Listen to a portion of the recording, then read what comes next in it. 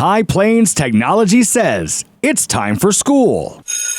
It's Wednesday. It's time for school with High Plains Technology Center, and it's Katie Shirley. Good morning, Brett. Good morning. Today I brought with me our Assistant Superintendent over Daytime Programs, Don Gaines. Good morning, Don. Good morning. Good to have you back here this year. So last year you just wrapped up completing your first year as the Assistant Superintendent over Daytime Programs. So tell us about how that year went and maybe a highlight from your year. It was a great year. It was a lot of good experiences that I got to have, and obviously I've got a pretty good mentor and Mr. Holt, who's been in my position for the previous 10 years or so. So I had, somebody to lean on and to learn from, and felt like things went well. We finished a lot of projects at the end of last year into the beginning of this year. We got to renovate all of our downstairs bathrooms. We kind of cleaned up some of the health careers classrooms, made those ready for some future moves that we're looking at doing, some remodeling of our upstairs to kind of make a nice big health suite. We know health is such a big deal in our community, and there's a lot of careers there, and so we serve a lot of students for that, and so we're kind of building up to get to that.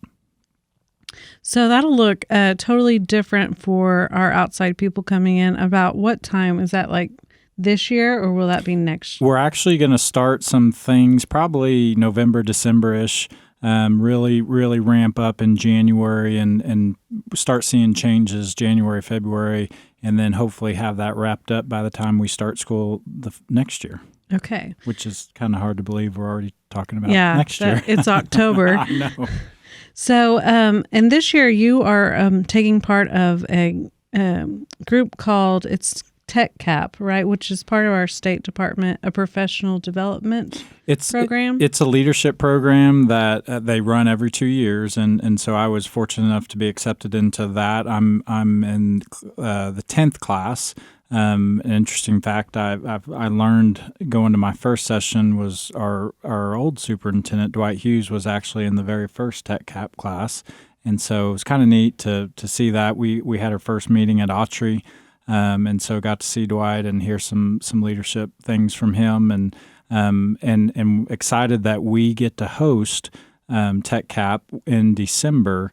In the middle of December, which is always good because it's great to bring. It'll be 30 or so people from all across the state, all tech centers coming to High Plains, which is, you get the kind of the grunt and the moan that, I've got to go all the way out to Woodward. And I'm, obviously don't say this outside my head, but I'm thinking that's what I do every trip I have to make that's not in Woodward. Right. But they're always pleased, too, after they've got here, and they go, that was a cool place. Maybe they didn't come to Woodward before. So absolutely, right. And we've got some ideas on some things and how we can showcase High Plains and get to show them really all the great things that we do. So I'm really excited about that. We're going to get to involve all of our different departments and really showcase High Plains to the rest of the state. And another neat group we're also hosting for the first time in probably maybe forever or a while is the BizCert group, which is another career tech leadership program that's for our business and industry folks. And so they're all coming in November. So we'll get to show off our WIND program and all of our business and industry training. Absolutely. Just another great opportunity to present what we do and show all the successes we have to people from all over the state. So let's talk about some student stuff going on right now. So this month we're kind of completed all interviews and the process for students applying for our Career Tech student organizations.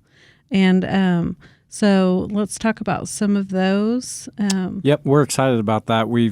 Most all of our classes have what we call CTSO, like you said, the Career Tech Student Organization. So that's kind of like an FFA or FCCLA or things like that. We have TSA. HOSA for health, and we have Skills USA for our trades, and yes, it's a lot of great students, and we strongly encourage our students to get involved with that to kind of get a feeling for what leadership's about, and they get exposed to a lot of different things at these conferences, at the events that they participate in, and get to really see what leadership is and experience it firsthand. This year, we also even for TAP Club, it's kind of our own internal CTSO organization, TAP Club, which they've had 2 meetings now, and I got to sit in on those interviews, and that was just so much fun to interview 6th graders and 8th and 9th graders, kind of their first ever interview, to tell, they're a little nervous, but how proud of them we are for them to even apply, to take that step to go through the process and ask them the good questions like, who's your role model? And it was just neat to think of seeing these students starting now in 6th grade to when they're seniors, and the awesome things, how they've advanced, like Kellen Kanzler in their Absolutely. leadership from that shyness and really developed into a strong leader. I can't think of how old I was when I had my first interview, but I know it wasn't middle school, and so again, just another experience that we're giving these kids to be able to become leaders and be able to talk to people and look people in the eye and have conversations and answer difficult questions and be confident in that. I know me personally, I didn't really start doing that until I got after college, really, and I was uncomfortable and really got to a place where I was speaking to large groups, and then just the more and more you do it, it's just like anything else. You practice it and you tend to get better at it. Just like the radio show, there's a little less nerves this year. That's right. That's the other leadership we just got done doing is the superintendent's leadership class, and we had a huge outpouring. Normally we have 15 to 20 students apply for that. This year we almost had 40. Yeah. And so because of logistics and the trips we're taking, we had to narrow that down. I think we're somewhere 22, 23 students, but we interviewed all those. They had to provide references, and that's a difficult process to go through because they're all great. They were all really good students, and so we had to kind of narrow that down based on if they were first year or second year and kind of keep it consistent with how many from each class and things like that. But we narrowed that down to 22, 23 students, and again, we're excited about that. We're going to start that next week and then hit the ground running doing all kinds of different leadership activities. The first one being after we do kind of an orientation here in October, we'll do the ropes course in Chickasha in November. Yeah, that's awesome. And stay tuned to our social media. I'm going to be sharing the list of names for that group pretty soon. And I've listed almost all the other organizations' officers. So if you want to go check out our social media, you can see who all of those students were. And it is always tough to have to narrow it down, but always can try next year. Usually it's younger where they'll have an opportunity again. Absolutely. And the good thing about being at High Plains is we have a lot of opportunities for students to get involved. So just because they're not, in the superintendent's leadership, they can still be a CTSO officer for their CTSO, or they can be a district officer, which we have one of those in Skills USA in carpentry. And then we have some students actually going to try to be state officers in carpentry as well. So there's a lot of opportunities where students can, try on leadership and see if it's really something that they enjoy. And if not, worst case, they still get a lot of good experience. Right. And so, like you said, we have 3, I believe, students running for state offices this week. Yep. So we'll also share that on social media if any of those hopefully get a position, because that statewide role is really big. Anything else you want to touch on? The one other thing that we're doing that's kind of neat, we're myself and Jennifer we're going to go to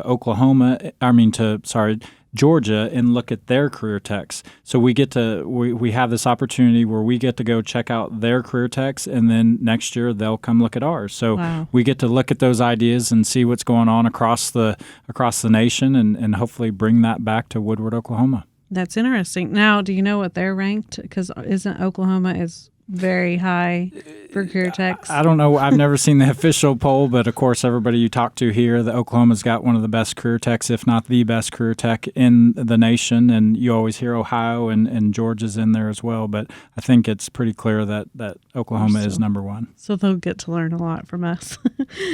So we wanted to tell you about next Tuesday, we're going to be at the Northwestern Electric's inaugural event of Touch a Truck. We're going to have our truck there and our homemade ice cream maker and homemade ice cream. So you'll have to come visit us then. And I think that's all for today. So we'll see you guys back here next week on 100.1. Thank you.